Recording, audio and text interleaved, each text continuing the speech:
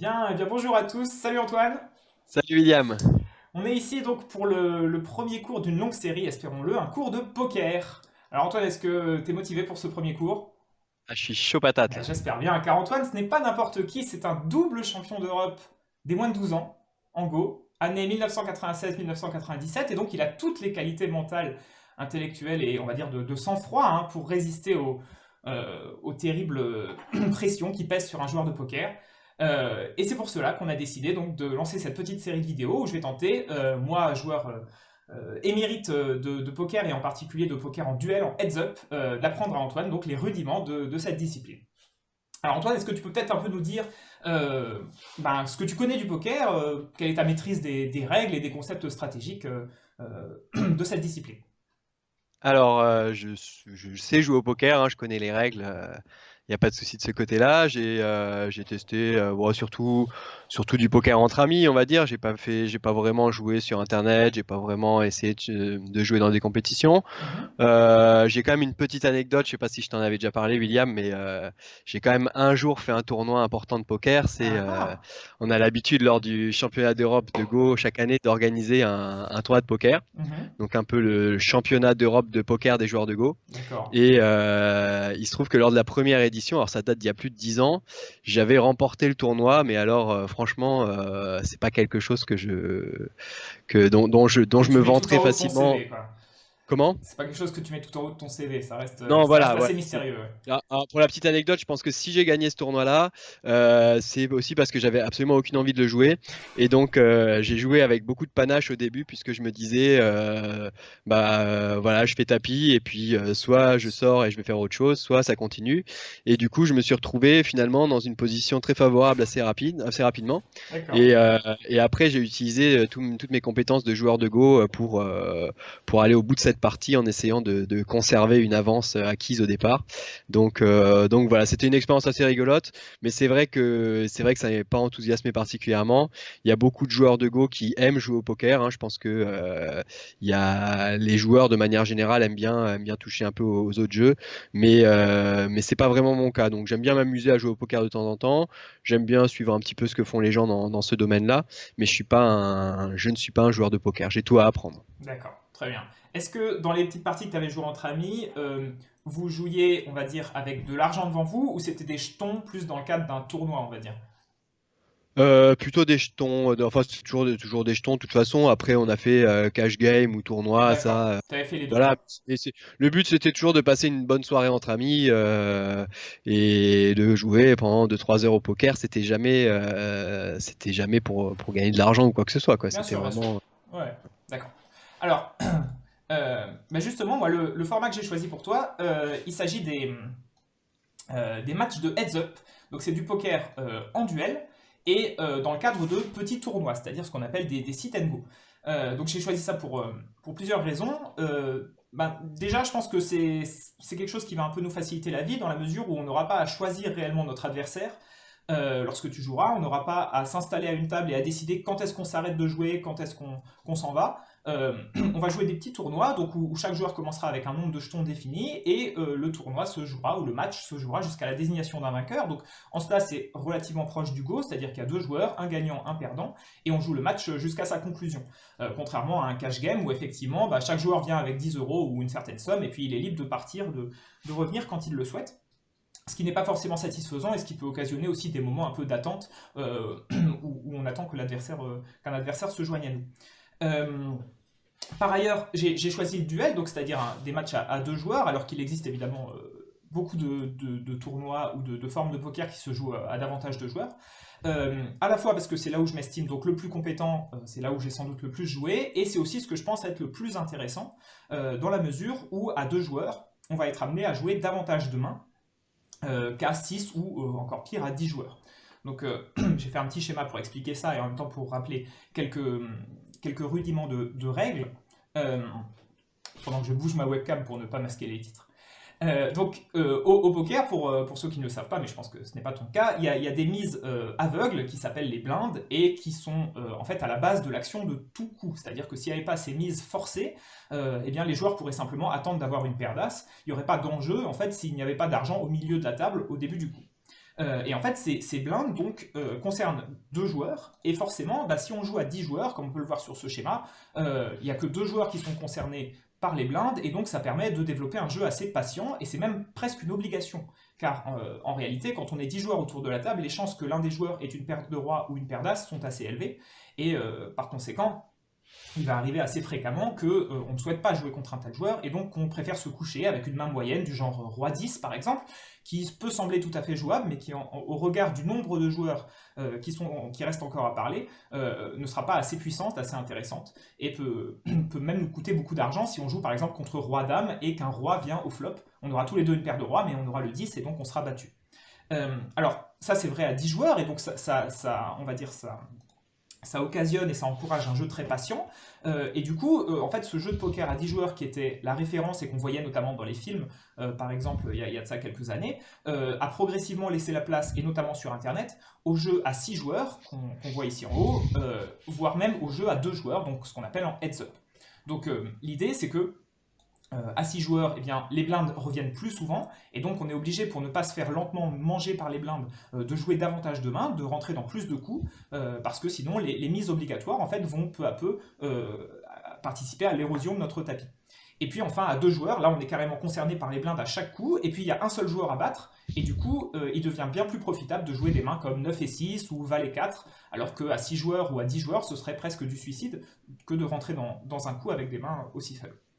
Voilà, donc je pense que le heads up, ça va être plus intéressant pour nous parce que ça va nous confronter à un éventail de situations plus divers et plus variés, dans la mesure où on va devoir rentrer dans des coups avec des mains un peu marginales. Alors que si je t'enseignais le poker à 6 joueurs, mettons, ce qu'on appelle du short-handed, eh bien là je pourrais te dire, tu vas jouer seulement les 15 premiers pourcents de tes mains, donc en gros les paires, toutes les paires, et puis peut-être As-Roi, As-Dame, Roi-Dame, Roi-Valet. Et dans ce cas-là, les situations vont beaucoup plus se ressembler. Quand tu vas avoir une paire, ce sera mécaniquement toujours la top paire du flop, ou presque, alors que quand tu rentres dans un coup avec Valet 4, et ben parfois le flop il va venir 9, 6, 4, et là tu as juste une paire de 4. Alors c'est plus difficile de naviguer dans ces eaux-là, mais c'est aussi à mon sens plus intéressant. Alors, on va avancer un peu. Hop. Voilà. Alors, le cours d'aujourd'hui, il va concerner ce qu'on appelle au poker la notion d'équité. Alors la notion d'équité, c'est tout simplement...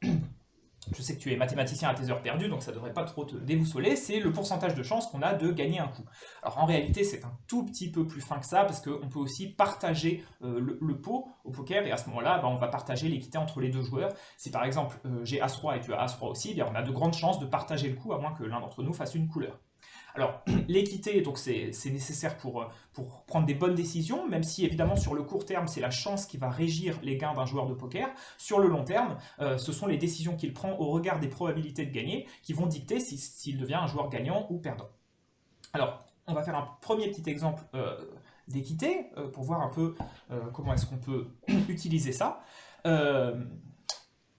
Antoine, tu es donc dans un duel face à Bernard et tu as misé 2 euros avec ton As-Roi de trèfle. Bernard, de son côté, fait tapis pour 10 euros et il est très maladroit. Bernard, en poussant ses jetons, il renverse sa main et il te laisse apparaître une paire de dames. Alors la question, c'est dois-tu payer le tapis de Bernard? Est-ce que tu as une idée comme ça, intuitive, on va dire, de est-ce que tu as intérêt à payer son tapis, donc c'est-à-dire payer 8 euros de plus? Intuitivement, Ouais. alors, intuitivement comme ça, c'est pas tellement mon genre d'être dans l'intuition. J'essaye plutôt de calculer. Donc, je suis en train de me dire que la probabilité que non, intuitivement, je dirais que non. Je dirais que non. J'étais en train de réfléchir aux chances que j'avais à la probabilité que ma main soit meilleure que celle de Bernard à la fin, Mhm. mais je dirais que non. J'étais en train de me demander un petit peu disons, le pourcentage de chances que j'avais d'avoir une meilleure main à la fin Mhm. sans avoir, sans tenir compte de la mise à engager Mhm. et du gain potentiel. Et après, je me suis un petit peu perdu parce que je sais pas trop comment prendre en compte ce paramètre en fait. Donc D'accord. c'est pour ça que innocemment, je ne sais pas trop répondre à cette question. D'accord. Est-ce Je dirais que que non, mais Je dirais que non sans conviction. Est-ce que tu saurais estimer le pourcentage de chances de gagner le coup dont tu as besoin pour que payer soit intéressant? Est-ce que tu vois comment il non. faudrait faire ça? Ok. Donc, il y a une chose que j'ai pas marquée sur mon graphique qui est un peu lacunaire, c'est le fait que donc tu as commencé également comme Bernard avec un tapis de 10 euros, et par conséquent, tu dois engager 8 euros supplémentaires pour payer son tapis. Vu que tu En as fait, déjà misé 2. Ouais, si je peux vas-y. me permettre de t'interrompre, je pense que j'ai déjà réfléchi à ce genre de problème, Mhm. mais plus dans une situation où où on n'est pas en situation de heads up. Et je pense que le calcul est un petit peu différent si on est plus nombreux à la table que si on est juste deux. Je sais Bien pas si tu sûr, vas ça va changer contredire. des Voilà, choses. donc. S'il y a Ouais, d'autres joueurs qui sont dans le coup, bah, ça change ouais. évidemment les probabilités et ça change aussi peut-être de l'argent qui serait au milieu. Si un autre joueur a déjà par exemple misé 1 euro et ensuite qui s'est couché, bah, ça fait 1 euro de plus à gagner et donc ça te permet d'y aller avec des mains peut-être un peu plus faibles puisque on va dire les cotes vont être plus intéressantes. Alors, Ouais. ici, donc, la manière dont on va traiter ces cas de figure mathématiquement est la suivante. On va, hop, euh, passer à la diapo suivante, voilà. Donc, l'idée, c'est de comparer, en fait, ce qui va se passer pour ton tapis si tu te couches et ce qui va se passer si tu payes. Alors, si tu te couches, ben, tu as perdu les 2 euros de ta mise, donc tu finis avec 8 euros. Et on va donc noter le levé, c'est-à-dire l'espérance mathématique, sera égal à 8. Par contre, si tu D'accord. payes, tu vas te battre pour un pot de 20 euros, puisqu'il y aura 10 euros de toi et de Bernard, donc il y a 20 euros à gagner au milieu. Et dans ce cas-là, on a besoin de tes chances de gagner. Alors, il y a un logiciel gratuit qui s'appelle PokerStove que j'ai euh, utilisé à tort et à travers depuis une quinzaine d'années, qui est un logiciel tout bête, mais qui donne les probabilités, les équités des mains en duel ou à plus de joueurs, et avant le flop, après le flop, etc. Donc ici, en l'occurrence, tu peux voir que ton As-Roi de trèfle possède 46,2% de chance de gagner le coup. Donc tu n'es pas favori, mais en réalité, c'est suffisant, parce que 20 euros que tu vas gagner 46% du temps, ça fait 9,24 euros d'espérance mathématique. Donc c'est supérieur aux 8 euros que tu aurais en te couchant. Ok. À cause évidemment des 2 euros que tu as déjà engagés, quoi, euh, qui t'engage, ouais, donc qui te pousse en fait à continuer dans cette voie. À noter que cette situation, c'est une situation très classique du poker où tu as une paire contre deux cartes au-dessus, donc paire de dames contre As et Roi qui sont supérieurs aux dames. Et dans ce cas-là, en fait, c'est souvent un 50-50 en fait. C'est-à-dire Moi, ça, qu'en je t'avais à gros, peu près évalué, c'est ce que je m'étais dit. Je m'étais dit que d'accord. j'étais à un peu moins de 50 avec mon As-Roi sur Mhm. la paire de dames. Voilà, donc en gros 50-50, et du coup vu que tu as engagé les 2 euros, il faut que tu payes 8 pour gagner 20, et donc 8 sur 20 en mathématiques ça fait 40 sur 100, donc il te faut 40% de chance de gagner pour que ça soit intéressant, pour que ça soit viable sur le long terme. Donc ici comme tu as 46%, ça vaut le coup. Ok. Alors, évidemment à table tout ça c'est pas toujours possible parce qu'on ne voit pas la main de notre adversaire, on ne voit pas la main de Bernard, et puis également comment dire, on ne connaît pas toujours les probabilités exactes qu'on a de gagner un coup. Alors, ça, on peut y répondre de différentes façons. On peut considérer non pas une main de son adversaire, mais un éventail de mains, ce qu'on appelle un range. Ça sera l'objet d'un prochain cours. L'idée de considérer qu'on ne joue pas contre une main spécifique, mais contre plusieurs mains et d'essayer de faire une sorte de moyenne pondérée de nos chances de gagner face à cet éventail de mains. Et puis, par ailleurs, on peut également s'appuyer sur une notion qui est la notion des outs. Et donc, c'est le cœur du cours que je te propose aujourd'hui. Donc l'idée des outs, c'est de se demander combien de cartes restantes dans le paquet nous font gagner le coup. Alors, hop, voilà, donc savoir compter ces outs, c'est très important. Et en général, en fait, au poker, une fois que le flop a eu lieu, euh, on peut, sans connaître la main de son adversaire, généralement savoir si on est plutôt une main à tirage ou une main déjà faite. Et si on est une main à tirage, il est très important de savoir compter ses odds, de savoir combien de cartes vont nous permettre de passer devant, entre guillemets, et du coup de gagner la main, de gagner le coup. Et donc, à partir de là, on va pouvoir savoir s'il est intéressant de payer une mise de notre adversaire. Hein, si on a par exemple 4 outs, et que notre adversaire mise un gros montant, on va se dire, bah non, 4 outs sur un paquet de 52, c'est pas assez, donc je préfère me coucher. Par contre, si on en a 13, on peut se dire, bah là, ça devient intéressant. Surtout que notre adversaire ne le saura pas forcément si on a touché notre couleur ou notre suite. Alors, premier exercice, assez basique. Nous avons, donc ici, à chaque fois, on aura la main à gauche, 7 et 6 de cœur, et nous affrontons As-Roi. Donc As de pique, Roi de trèfle. Sur un tableau, As de cœur, 2 de cœur, 9 de pique, 3 de carreau. Je t'ai remis le classement des mains à droite. Bon, je pense que tu les connais, mais ça peut également servir à nos spectateurs. Et donc la question, c'est combien de cartes à la rivière nous permettent de gagner ce coup?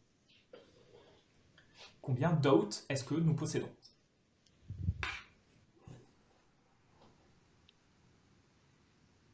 Je dois répondre, c'est ça? C'est ça. Donc je dois. Alors, je suis en train de regarder en détail, mais bon, a priori, il faut absolument que je touche un dernier cœur. Hein. J'ai pas d'autres possibilités pour gagner cette main. Ok. Et comme il y a 4 cœurs qui sont déjà sortis, il m'en Mhm. reste 9 à 9 pour gagner, 9 sur un total de 52 moins 8, donc 44 cartes. Tout à fait. 9 Alors sur... là, on va juste chercher à compter les outs en fait, mais tu m'as D'accord. même devancé. Donc effectivement, on a 9 outs. Il y a 13 cœurs et 4 sont déjà sortis, donc il en reste 9. Et effectivement, 9 sur 44, c'est 20,45% de chance de l'emporter. Donc notre équité, tu le vois peut-être pas, c'est écrit un peu petit, mais elle est de 20,45 C'est bon, ouais, environ. je vois bien. Ok, super. Donc voilà pour ce premier exercice. Et donc on va se limiter hein, jusqu'à la fin du cours ici à compter les autres. Hein. On ne cherchera pas forcément des notions d'équité, même si tu peux assez facilement comprendre qu'une fois qu'on est à la dernière carte, c'est-à-dire au turn, il y a une stricte proportionnalité entre le nombre d'outs et les chances de gagner le coup. Étant donné qu'il reste Hmm, 44 cartes, bien sûr. il y a 1 sur 44, ça va faire un petit peu plus de 2%. Donc on peut simplement multiplier le nombre d'outs par 2,1 ou 2,2%, quelque chose comme ça. Ok, très bien. Et donc ça sera à rapporter à la mise engagée Tout à fait. pour savoir voilà, si ça vaut le coup ou pas de payer, par exemple. Ok. Exactement, exactement. Alors en sachant que parfois, pour aller directement peut-être un peu plus loin, pour donner un peu de perspective, même si tu n'as pas directement les cotes pour payer, on va dire, de façon stricte, c'est-à-dire mettons que ton adversaire mise 30% du pot et que tu n'as que 20% de chance d'obtenir ta couleur, ça peut malgré tout être intéressant si tu penses pouvoir lui soutirer de l'argent après, c'est-à-dire à la rivière, si tu penses pouvoir lui extraire une mise, si tu penses que tu vas miser et qu'il va payer alors qu'il sera perdant et que tu auras fait ta couleur. Ça, on appelle ça les cotes implicites. Mais c'est une notion qu'on étudiera plus tard. Pour l'instant, comptons encore quelques autres. Alors, voilà deux nouvelles situations. On a à chaque fois 7 et 6 de cœur. Et je te demande de compter les autres dans chacun des cas. Euh,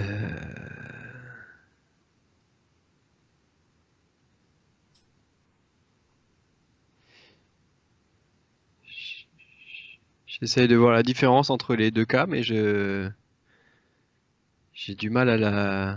Bah, commence déjà peut-être par l'exemple de gauche. Bah, dans l'exemple de gauche, on a toujours une situation avec 4. Ah, d'accord, ouais. Ok, je peux faire une quinte aussi. Mhm. Donc j'ai toujours mes 9 cœurs de tout à l'heure, D'accord. plus potentiellement le 10, les 10. Ouais. Donc ça me rajoute les 2 10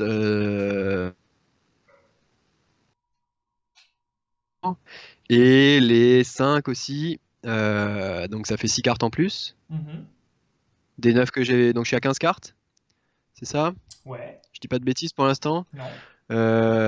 15 cartes, est-ce qu'il y a autre chose? Sachant qu'il a touché sa paire de rois et que lui il peut pas améliorer de toute. Enfin, il y a aucune des cartes que j'ai citées qui pourrait lui donner une meilleure main que moi hein, dans ce que j'ai vu. A priori, Voilà, je n'ai non. pas dit de Il a bêtises juste dit encore, une donc je paire. suis à Non, non. 15. Ouais, t'es à 15. Ok. Je suis à Et à 15 out. droite? Et, et de l'autre côté, alors de l'autre côté, je vois pas vraiment la différence sur le fait que j'ai du mal à voir la. Donc pour J'arrive toi, pas à à voir la. droite, 15 out aussi. On est Ouais, d'accord? ouais. Ok, très bien. Bien, donc 15 out à gauche, 15 out à droite, et effectivement, c'est bien le cas.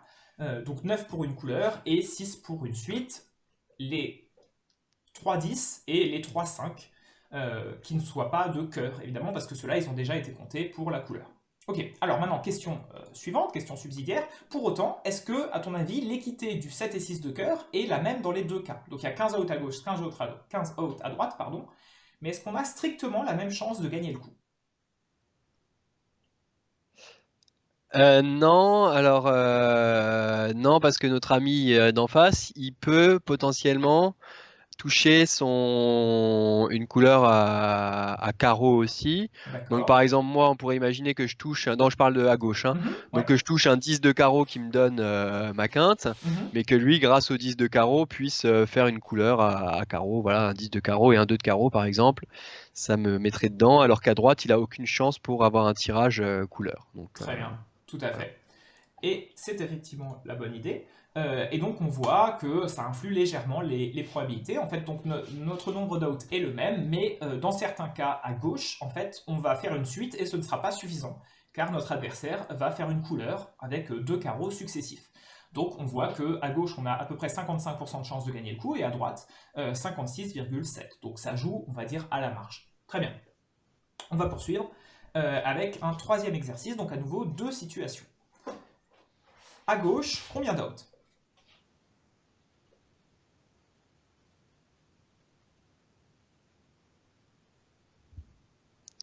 Alors, j'ai quand même une petite question à poser. Je t'écoute. Parce que il a un brelan déjà notre ami en face Mhm.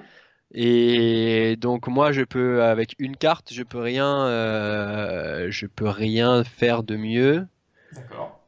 que je peux faire ouais, je peux avoir deux paires mais deux paires ça va pas m'aider face au brelan donc en fait il faut que j'ai deux par exemple il faudrait que je touche deux cœurs pour avoir ma couleur Tout à fait. donc je sais pas comment le mesurer ça en termes Alors, la d'out là question quand que je tu te pose disais en termes d'out, c'est en une carte, donc au turn, est-ce que tu peux passer devant?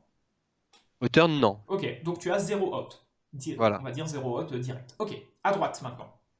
Alors à droite, je peux faire une couleur à trèfle Mhm. et je peux faire alors attendez que je dise pas de bêtises. Le set de trèfle, non, ça serait pas une bonne idée parce que lui, ça lui ferait un full. Le set de un set quelconque quoi me donnerait un brelan, mais ça donnerait un full à mon adversaire, donc le set ne m'arrange pas. Mhm. Par contre, avec un trèfle, donc avec les 9 derniers trèfles qui restent, Oui. je peux effectivement faire ma couleur et il faudrait peut-être pas qu'il ait un 2. Le 2 de trèfle, il est pas très bon, je crois. Pourquoi? Ça fait un carré. D'accord, ok. Très bien. Alors, donc si on résume, 0 out à gauche et 8 out, c'est ça? À droite.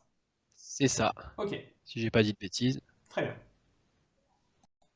Ok, donc on va vérifier ça. Hop. Donc effectivement, 0 out à gauche, mais comme tu l'avais très bien supputé, notre main n'est pas complètement morte.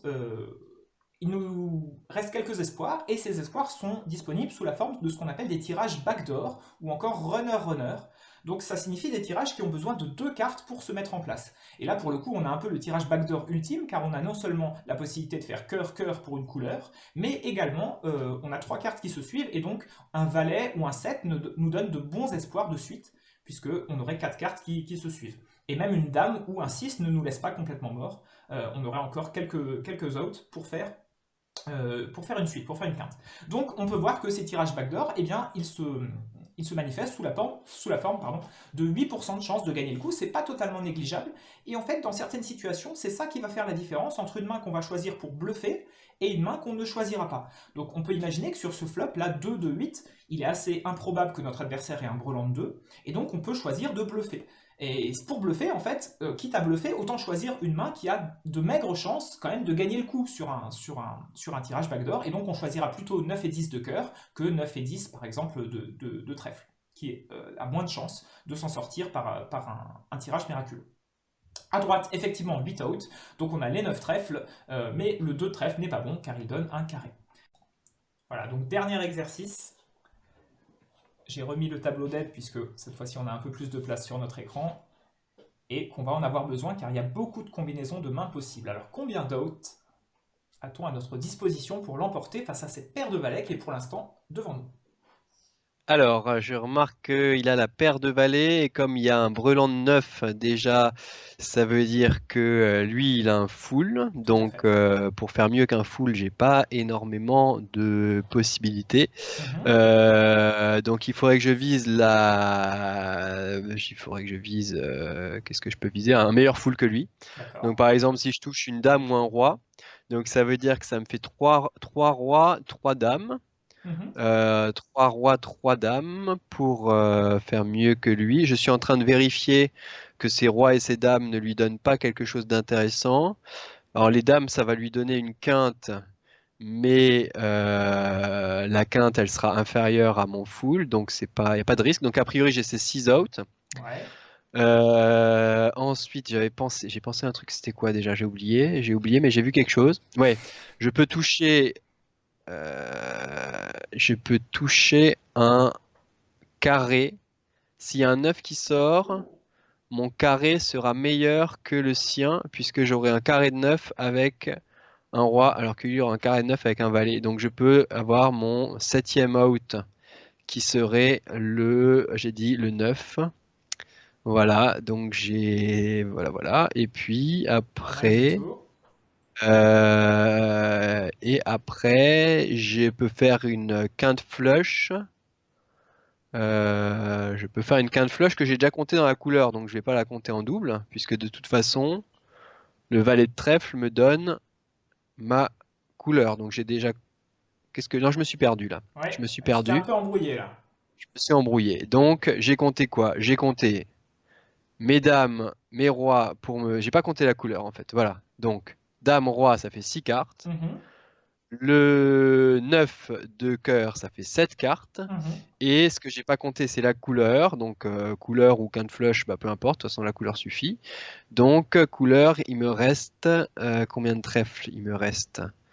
euh, Non, mais la couleur, j'ai dit que c'était pas bon parce que. Ah voilà, ça y est, maintenant je sais pourquoi je me. Voilà. La couleur, c'est pas bon parce que c'est moins bon que le full, mais je peux faire une quinte flush si je touche le valet de trèfle. Ok, Et lui, il aura toujours un. Donc voilà, valet de trèfle, il aura toujours un full.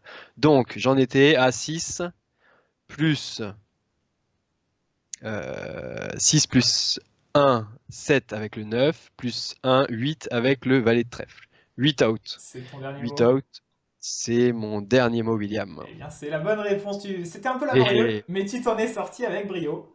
Effectivement, 8 out, les 3 dames et 3 rois pour un meilleur full. Le 9, donc c'était sans doute l'out le plus vicieux, ce 9, hein, il fallait le voir, là, le carré, mais tu l'as vu assez rapidement. Donc ça arrive très rarement, évidemment, hein, que le carré sorte au board, mais dans ce cas-là, effectivement, le fait d'avoir une paire de valets ne sert plus à rien, il faut avoir la meilleure hauteur possible. Et enfin, donc ce valet de trèfle de quinte flush, qui donne certes un meilleur full à notre adversaire, mais nous donne quasiment la meilleure main possible au poker, et donc nous fait également passer devant. Bah, écoute, je trouve que tu t'en es tiré avec brio, et on va s'arrêter là pour aujourd'hui.